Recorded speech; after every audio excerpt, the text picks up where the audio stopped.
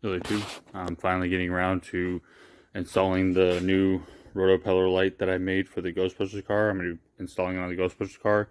I had to pull the cover off so I can get to the, the second screw that holds it on. But now I got to go up here. I'm going to be figuring out how I'm going to get this off, because when I built this rack, I put the screw on the bottom side. So I'm probably just going to see if I can use one of those shorty Phillips to get it off. And then I'm going to be keeping all the wire on here just in case if, say, like I decide I want to put this one back on. I want to save all the wire because I have a long enough pigtail on the other one. And then I'll be running it to the power box that's right there, and we will see what it looks like. Now, this is what the front of the car looks like right now with the small one. And then we'll see what it looks like when I have the other one on there.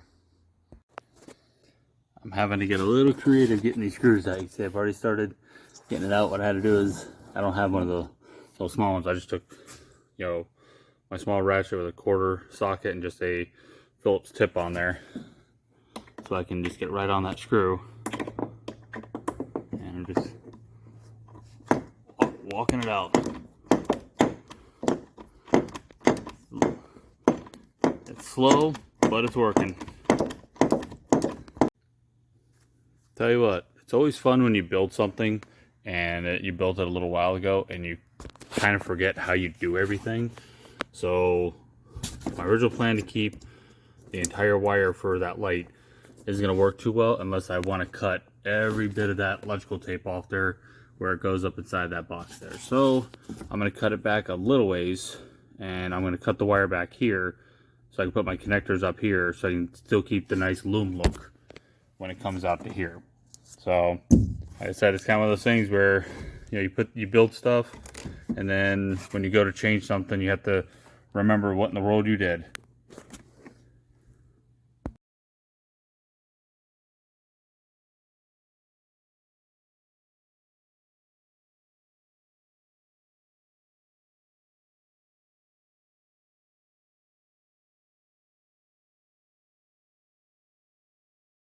Okay, got it all mounted up here. I definitely left plenty of stud for that. So I got that. I put an extra beefier piece of metal underneath there just to help make sure I catch plenty of material. Then I have the second screw here. You see I got the wire wrapped in the loom.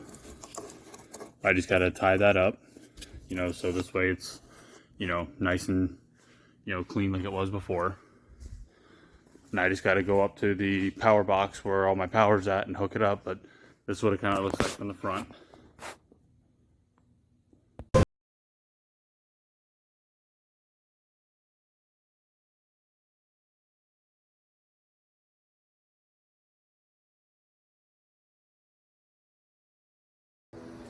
All right, got everything turned on.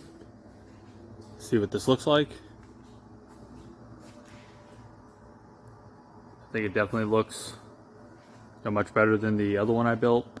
Definitely has a little more of an accurate look to it. Like I said, I took some reference pictures, so when I built it, I tried to make it as close to the right shape and everything as possible. And even in the movie, that rotopeller is definitely a much larger looking light than what I originally built. So I'm definitely happy with it. I think it looks a lot better than the original that I had up there. It definitely has, essentially the kind of the propeller look to it. Obviously, it's not spot on because it is just homemade, but it definitely has kind of the right look now. So I'm definitely happy with that. Now, I wanted to kind of explain my power supply because in the video I mentioned a few times about having to run my power to that box that's on the roof. Now, since I started this project, I don't know if I've ever really explained how I did the power arrangement on this car, because it was originally just supposed to be a Halloween prop and it wasn't even going to leave the yard or anything like that. And I wanted to be able to run this thing for hours, 3, 4, 5 hours a night, during Halloween time, and never kill the battery. And obviously I don't want to put a battery charger on the outside because that really wouldn't look nice. So what I did is the whole car is ran off house power, 110, with some inverters that drop down to the 12 volt DC to run all the 12 volt lighting. So what I have, as you see, I have a plug underneath the car here. I just have it plugged right into the wall. And then when I'm on the road, driving around, say I stop at a gas station, somebody wants to take pictures, I have this little 110 power supply here. This, when you turn it on, will actually put out 110. It's more than strong enough to run the whole light, or sorry, the whole light system on the car. And it'll actually run the entire light system for almost 2 hours. So it's actually a nice little deal right here. So even when I'm on the road, I can still turn the lights on, and I'm still not affecting my car battery. And then I have a console that I built inside the car that sits in. So this way it's all kind of nice and tucked in there, so it's you don't really see it in there. Now I'm going to talk about this box because that's what I have everything ran to. You see I have my power, right under the car.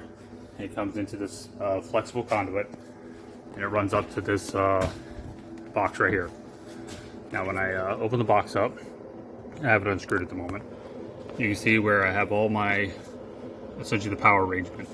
I have two 110 outlets right here, and then I have my power supplies running from those down to the lights. So I have this one right here that is a 110, drops down to 12 volt DC, and that's running the blue flashers on the roof, the tail lights, and it also runs the white strobes that are on the front bumper. Then I have a larger one right here for the light bars and the rotopeller, because those have the motors in them. So with the motors, it needs a little more amperage. So I got a little bit bigger one for that. And then here's my little box right here. This is controlling the blue flashers and the strobe that's on the roof. And then I have another one just like that is running the strobes on the front bumper. And you see where I just have my distribution block where it's running the wires from the power to one side and the other side goes to the lights. The ones that are on the bumper and all that stuff run back through the electrical conduit, back under the car to the respective places. And the other ones that are on the roof could run down through that hole right there. And those are the ones that are ran, you can see that were on the roof running to the front, everything like that. Now, the only reason I'm able to get away with doing the car in this manner is because outside of the motors, I converted everything to LEDs, and I tried to use everything that was very low amperage. The light bars are the worst on, and that's why I had a little bit bigger power supply, but everything else is all LED. You don't require near as much power. That's the only way I can get away with that. If you were to actually run this car with all the accurate stuff, as far as the light bars and all that stuff, you could probably still do it, but you just have to make sure that the power supply that you're running for it is a much higher amperage, probably like 20 amps, maybe 25 amps, something like that.